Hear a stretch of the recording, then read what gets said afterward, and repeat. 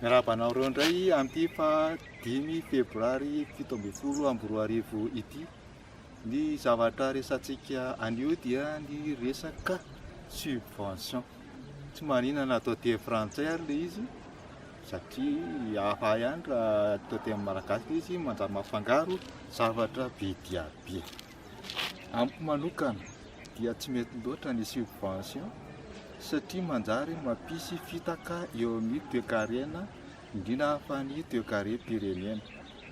Tokony samy kipisaokinany avokoa ny zavatra rehetra, ka na dia hoe subvention ho an'ny fiara fitaterana aza ao Antananarivo renivohitra dia tsy dia tsara loatra satria misy vola mihodina ao anatin'izany.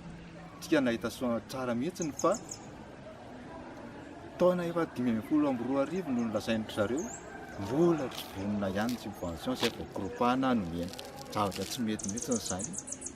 Taiza ilay vola nandritra izay fotoana izay efa afaka nampiasaina tamin'ny zavatra hafa, efa mety nampanakarena sokajin'olona samihafa amin'ny fomba tsy mety, amin'ny fomba tsy dia rariny loatra.